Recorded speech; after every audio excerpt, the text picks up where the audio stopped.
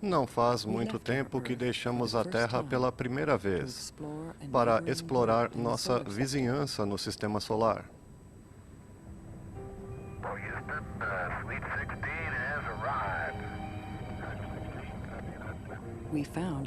Encontramos um lugar fascinante, mas estéril e sem vida.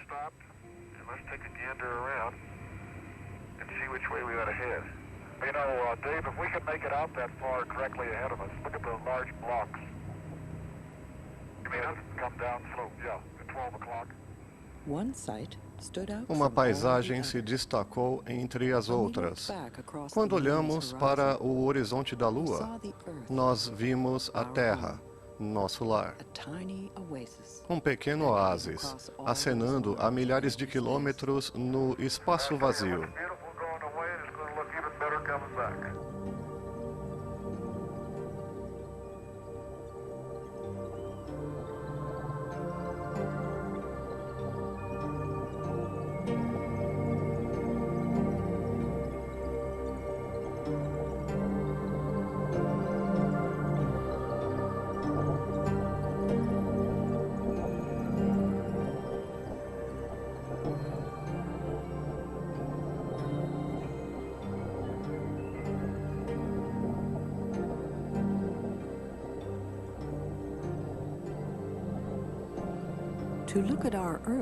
Olhar para a Terra do espaço é descobrir um planeta totalmente novo. Podemos ver formas familiares, como a Flórida e as Bahamas. Mas o que é mais impressionante no espaço é que nosso mundo, diferentemente de todos que conhecemos, é um mundo de água. 2/3 deles são cobertos por oceanos brilhando em tons de azul e turquesa, através de delicados filigramas de nuvens. Tudo é coberto por uma fina camada de ar, que protege sua superfície da radiação e do vácuo frio do espaço. Se não fosse por esse frágil casulo, nosso belo planeta seria seco e sem vida, como nossos vizinhos mais próximos no Sistema Solar.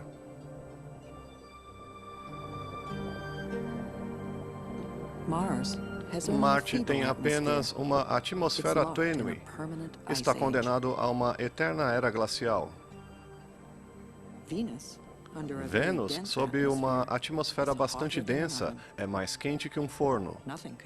Nada poderia sobreviver lá. Pelo que sabemos, só a Terra pode abrigar formas de vida. Para aprender mais sobre esse ambiente único que torna a vida possível, estamos agora retornando ao espaço em diversas naves. Nós chamamos isso de missão ao planeta Terra.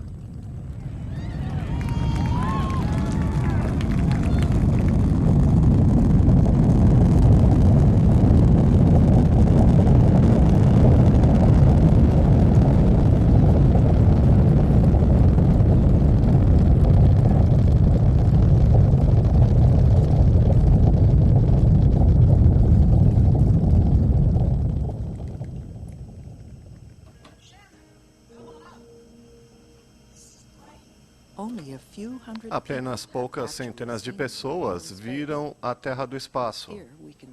Aqui podemos vê-la por inteiro.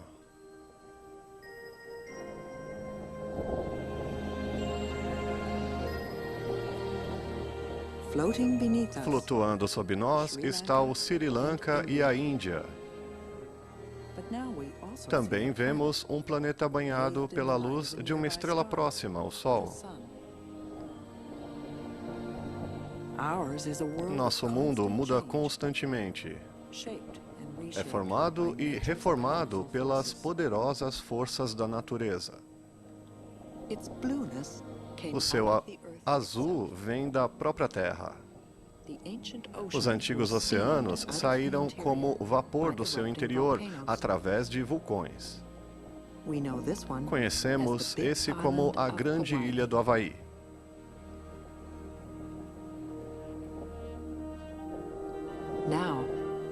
Agora, continentes inteiros aparecem.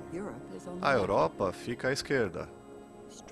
Além do Estreito de Gibraltar, próximo ao horizonte, está o Mar Mediterrâneo. À direita, a África.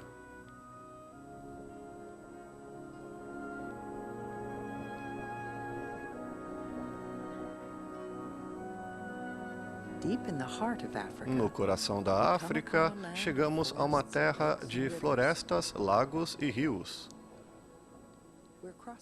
Estamos cruzando o Lago Vitória e a grande planície de Serengeti.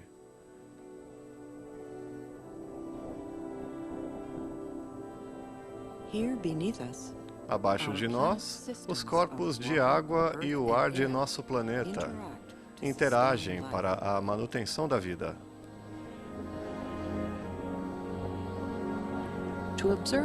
Para observar esse ecossistema mais de perto, desceremos à superfície do estranho Lago Vermelho lá embaixo.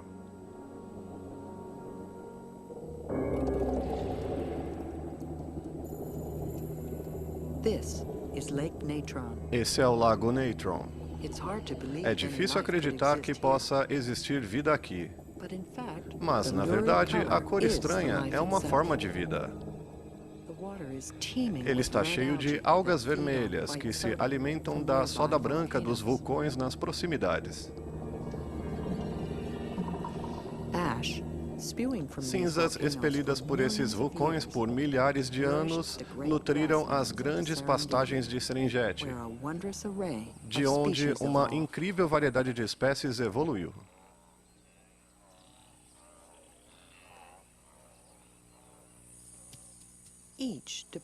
Todas dependendo de alguma forma das outras.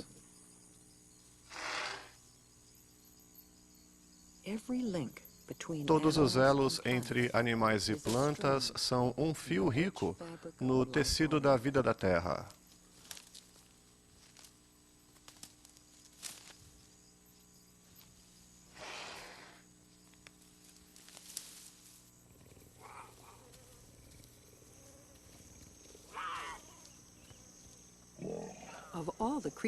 De todas as criaturas que evoluíram na África, só uma andava ereta. Só uma criou ferramentas e a linguagem falada.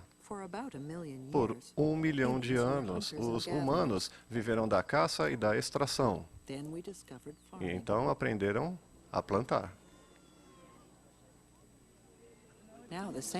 Agora, a mesma terra poderia sustentar muito mais gente. Mas, sem o sistema de águas e ar que sustenta a vida na Terra, nenhum ser poderia existir.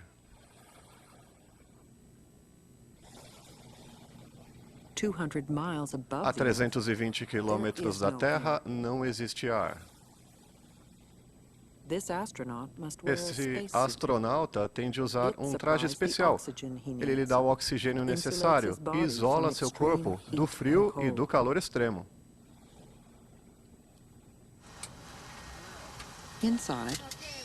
Dentro, o módulo funciona como uma miniatura da Terra. O ambiente é equilibrado para manter os astronautas confortáveis. Um sistema controla a temperatura, outro fornece o oxigênio.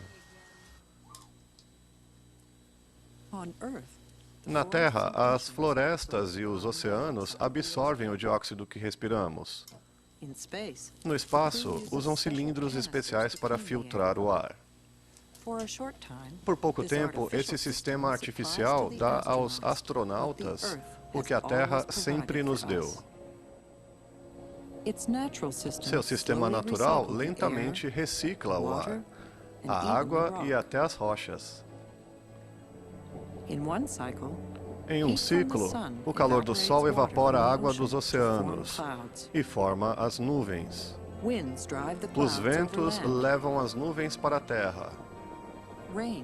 A água volta para a terra como chuva, e ela corre de volta para o mar, onde o ciclo recomeça novamente.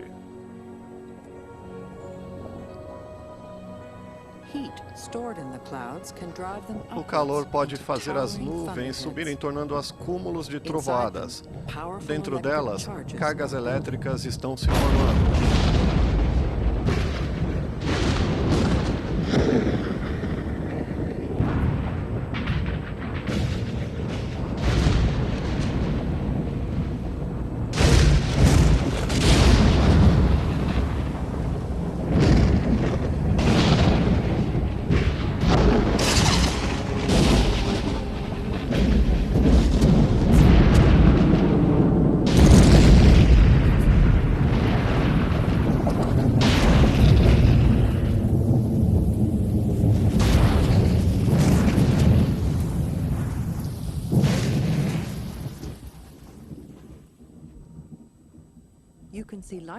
Pode-se ver os trovões na Terra do espaço.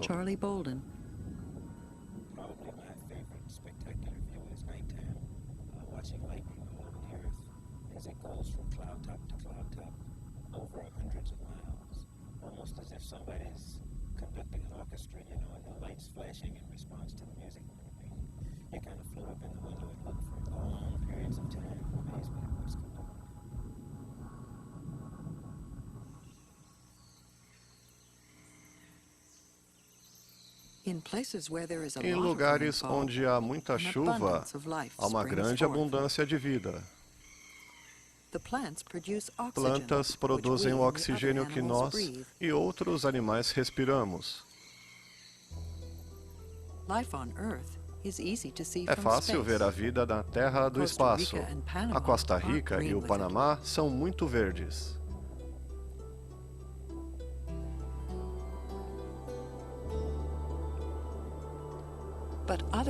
Mas em outros lugares no mundo quase não há chuva. No deserto Namib, só o vento dá forma à superfície, criando dunas de quase 300 metros com areia escaldante.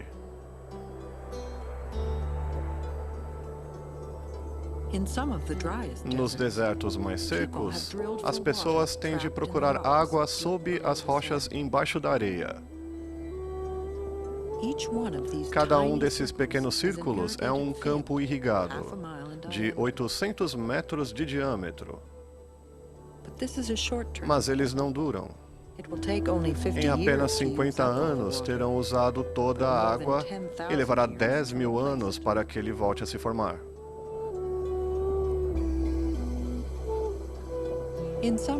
Em algumas regiões, como o Saara, a quantidade de chuva pode mudar drasticamente em uma só geração. Quando observamos o Lago Chad do espaço, vimos que ele estava encolhendo. Logo, uma onda de secas trouxe a fome para o povo da região. Não sabemos por que essas mudanças regionais ocorrem, mas sabemos que o clima da Terra tem mudado de forma mais gradual. Nos últimos milhões de anos, grandes camadas de gelo avançaram e recuaram várias vezes, cobrindo o norte da Europa e boa parte da América do Norte.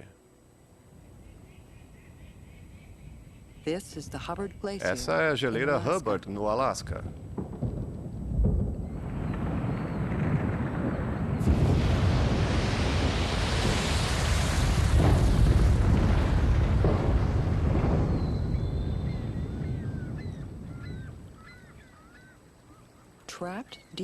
Preso dentro dessas paredes de gelo está o registro das mudanças climáticas dos últimos milênios.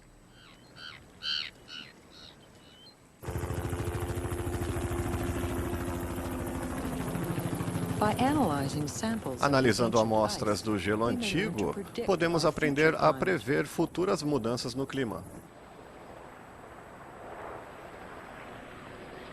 Em 10.000 anos, talvez as terras onde estão Montreal, Detroit e Copenhague sejam novamente cobertas por mais de 1 quilômetro de gelo.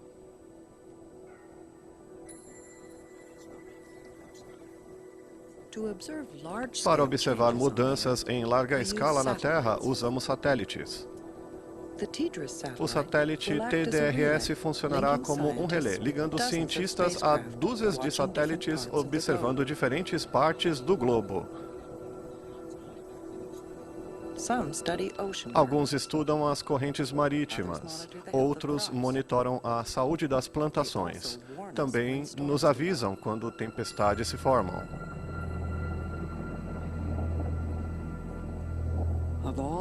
De todas as tempestades, as mais perigosas e imprevisíveis são os furacões. Sem os satélites, não poderíamos nos preparar para esses ataques violentos.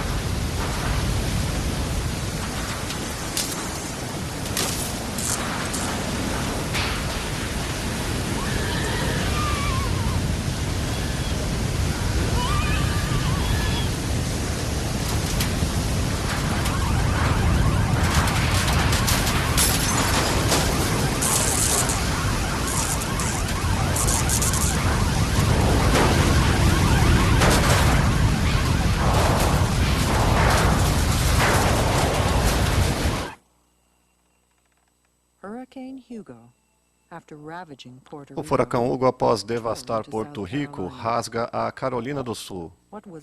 O que era um parque nacional é agora um monte de lenha.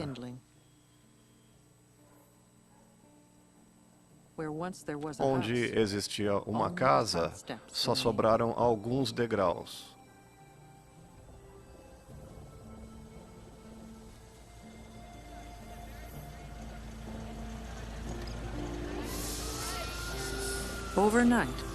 Em uma noite, a fúria da natureza devastou comunidades inteiras.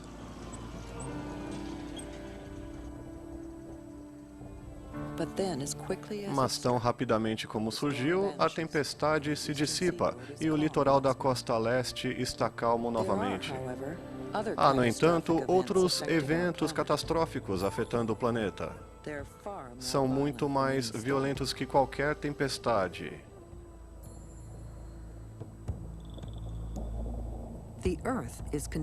A Terra é constantemente atingida por objetos vindos do espaço. Geralmente são pequenos e se queimam na atmosfera. Mas, de vez em quando, um grande consegue passar.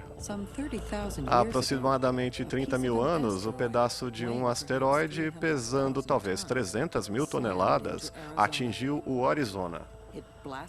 Abriu uma cratera de quase 180 metros de profundidade. Foi uma colisão pequena.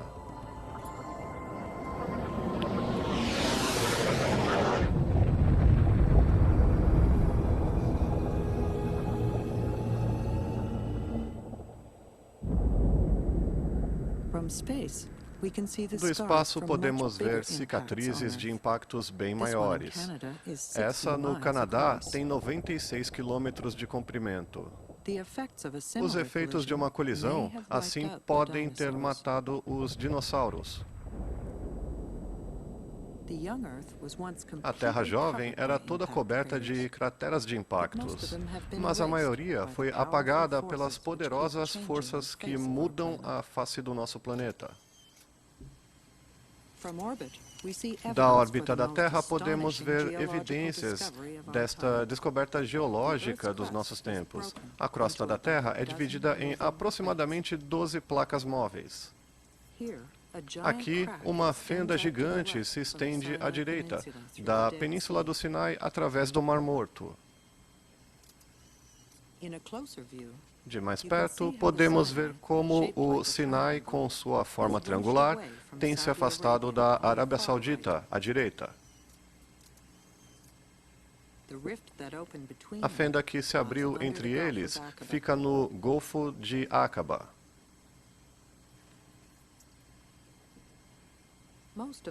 A maioria das fendas estão no chão dos oceanos.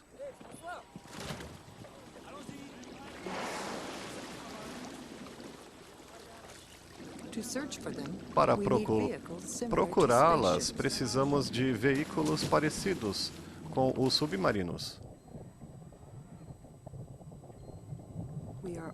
Estamos numa viagem de 3 quilômetros rumo ao fundo do mar. Entraremos num mundo que nunca viu a luz do sol. Mesmo assim, o chão do oceano está cheio de criaturas exóticas.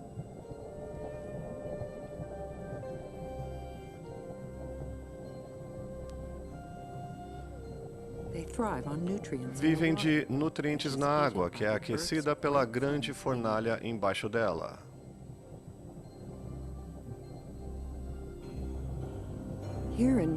Aqui no meio do oceano, entre duas placas, rochas derretidas são expelidas do solo. Essas chaminés de lava são, na verdade, pequenos vulcões. Assim como um dos sistemas da Terra recicla a água, outro recicla as rochas. Enquanto essa nova crosta é adicionada à outra borda da placa, talvez a quilômetros de distância, afunda de volta para o interior da Terra. Enquanto ela derrete, vulcões entram em erupção.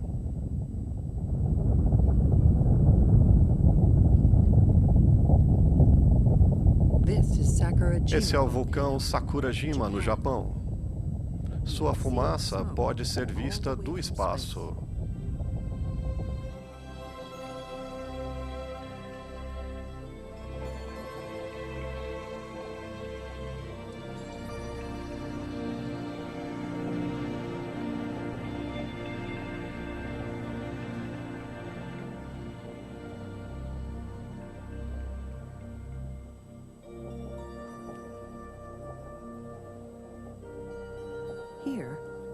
Aqui, duas grandes placas vão lentamente se arrumando, levantando o Himalaia, a mais alta cadeia de montanhas da Terra. Abaixo de nós, os picos cobertos de neve se estendem por mais de 1.600 quilômetros em direção ao horizonte à esquerda.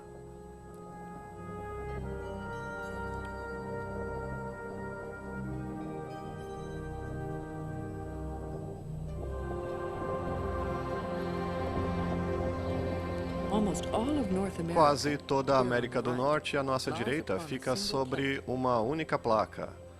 À esquerda, a placa do Pacífico se move para o norte, velozmente a 1 centímetro por ano. O Golfo da Califórnia, no centro, marca o limite entre as duas placas. Ao longo dessa linha, a falha de San Andreas, rumo para o norte. Usando fotos de satélites, um computador pode nos levar em um voo imaginário pela falha. A altitude do terreno foi exagerada para acentuar a cadeia de vales formadas pelos traçados da falha.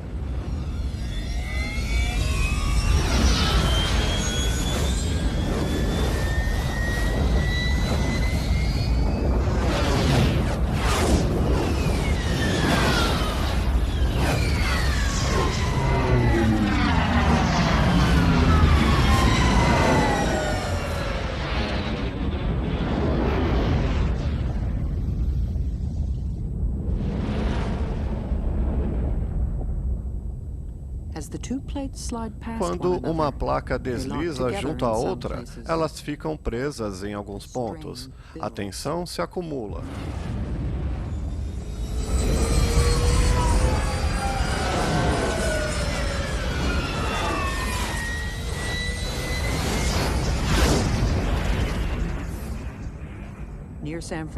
Perto de São Francisco, a tensão atinge seu ponto máximo. Algum ponto tem de ceder. Quando isso acontece, somos chacoalhados por um terremoto.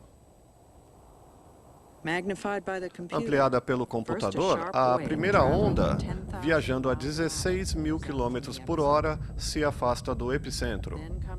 E então surge uma série de ondas de choque.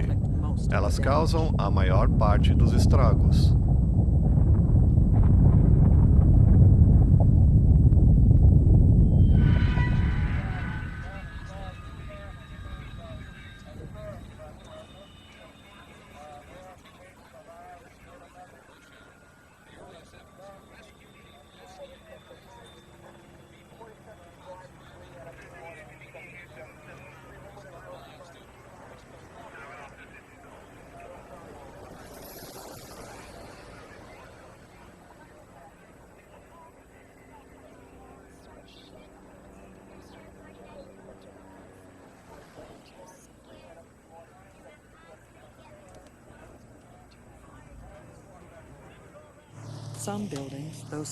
Alguns edifícios, mesmo de pé, tiveram de ser demolidos.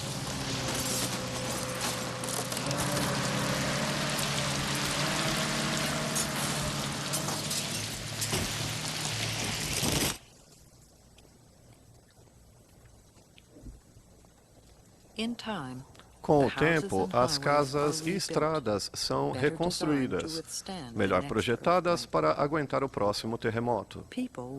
Estaremos sempre sujeitos aos poderosos caprichos da natureza.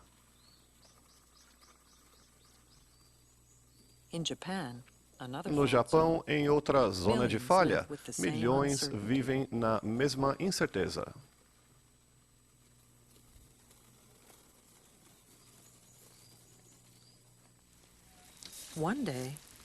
Um dia, muito provavelmente, aprenderemos a prever terremotos. Mas até lá, tentaremos viver em harmonia com o nosso, por vezes, turbulento planeta. Depois de cada catástrofe, sacudimos a poeira e continuamos.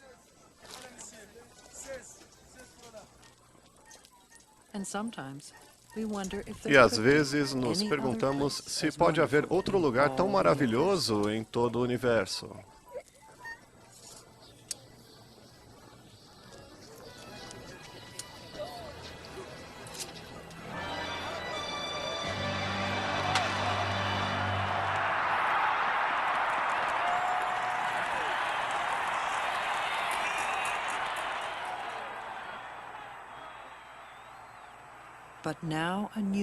Mas agora uma outra força, tão ameaçadora quanto as da natureza, começou a ameaçar a Terra. Nós somos essa força. Para nossos ancestrais, há apenas alguns séculos, as florestas, os oceanos e os céus pareciam vastos e sem limites. Mas tudo isso mudou. Só agora que podemos ver isso do espaço, é que percebemos a magnitude do que estamos fazendo na Terra.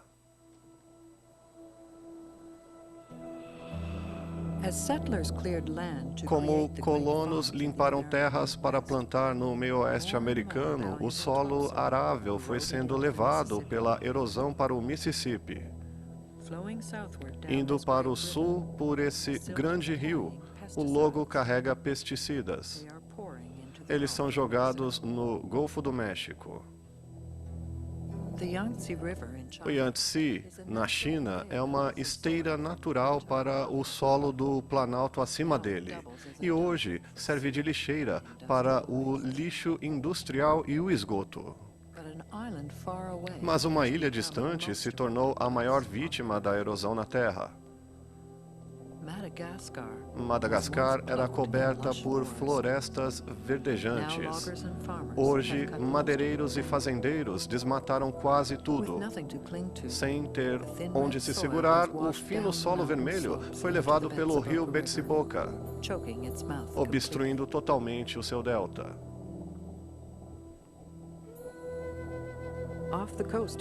Na América do Sul, o Atlântico está cheio de sedimentos marrons, provenientes do Orinoco e do Amazonas. Rio acima fica a maior floresta tropical contínua do mundo.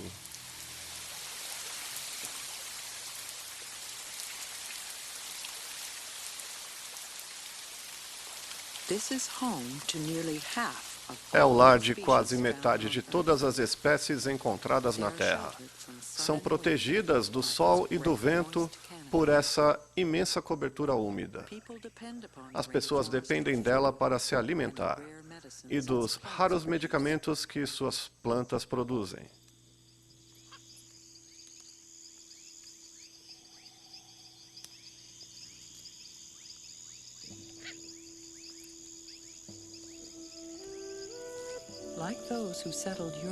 Como os primeiros colonos na Europa e nos Estados Unidos, as pessoas em busca de uma vida melhor desmatam para plantar. As árvores cortadas secam e são queimadas.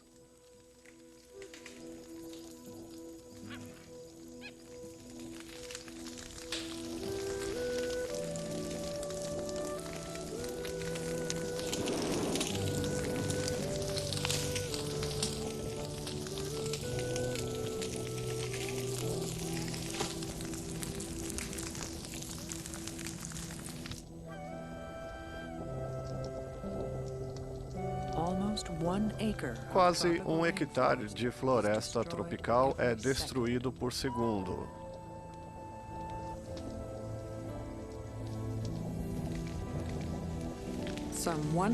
Aproximadamente 100 espécies, a maioria desconhecida, são levadas à extinção todo dia, perdidas para sempre. Ao destruí-las, estamos mexendo com o tecido da própria vida, cortando os fios que nos unem ao todo.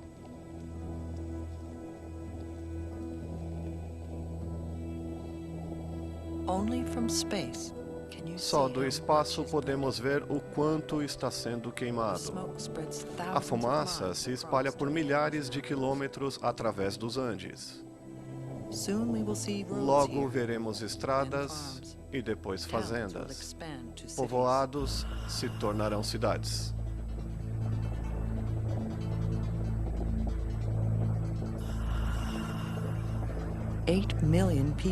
8 milhões de pessoas vivem aqui em Los Angeles.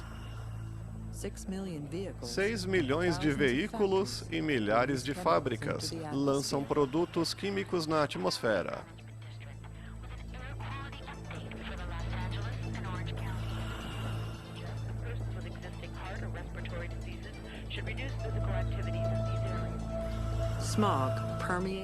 O smog está no ar que respiramos. Não só poluímos o nosso ar, como podemos estar alterando o nosso clima.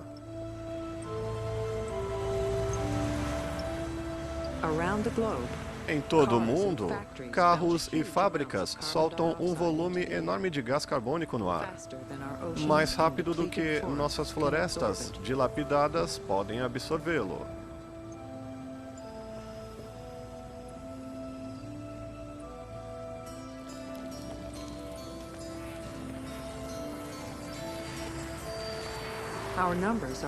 Nossos números estão crescendo quase 100 milhões todos os anos. Consumimos energia o bastante para nos tornarmos visíveis do espaço. Existe hoje mais de 5 bilhões de pessoas espalhadas pelo planeta. Nessa imagem de satélite, podemos ver delineados pelas luzes das grandes cidades costeiras, cidades na América do Norte.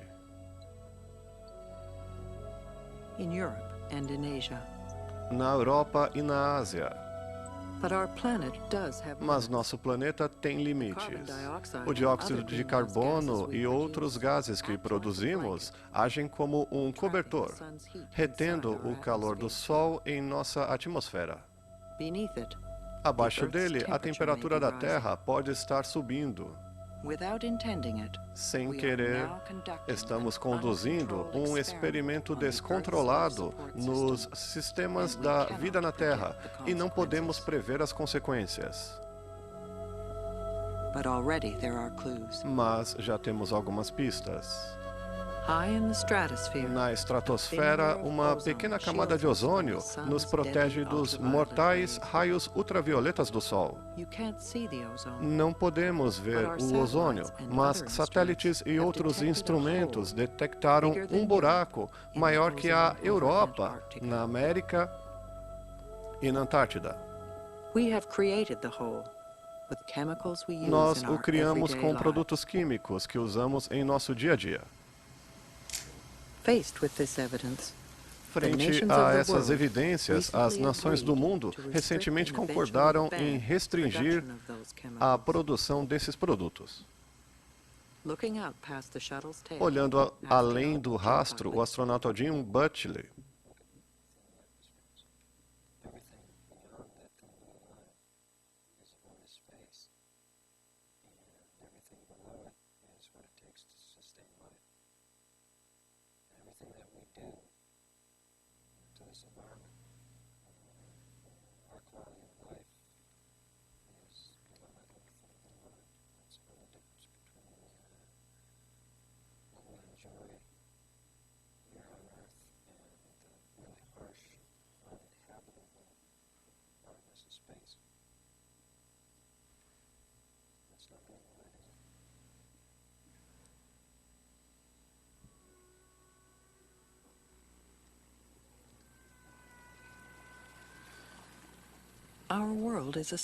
Nosso mundo é um lugar especial, onde milhões de espécies coexistem. Cada uma delas, uma parte integral do tecido do nosso planeta. O que fizermos determinará o seu destino e o nosso. Podemos desfazer os estragos que causamos.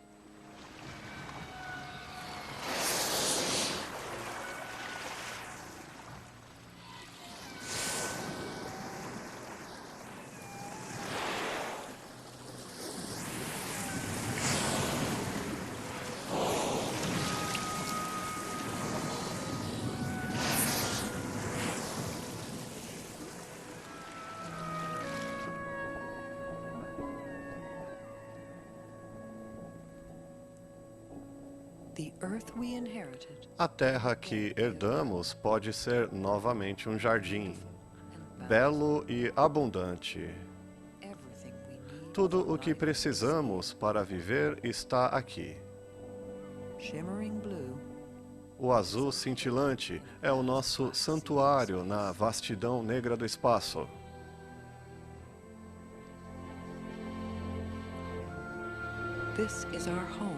Esse é o nosso lar. Será o lar dos nossos filhos e de seus descendentes. É o lar de todas as nações do mundo.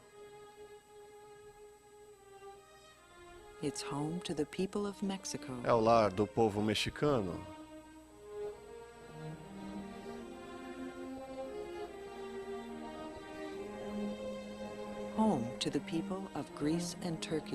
É o lar dos gregos e dos turcos.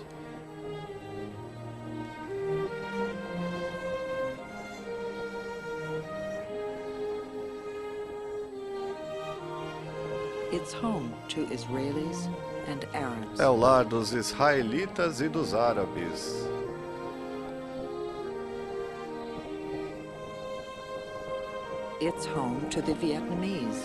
É o lar dos vietnamitas.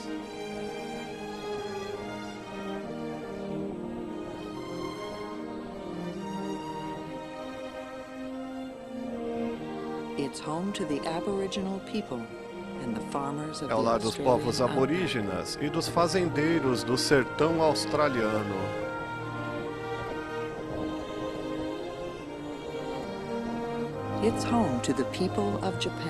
É o lar do povo japonês.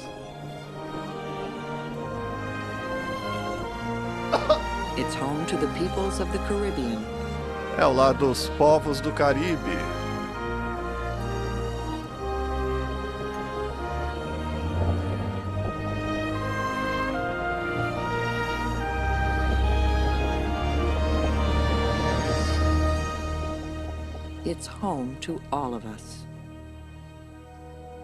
É o lar de todos nós e é o nosso único lar. Planeta Azul.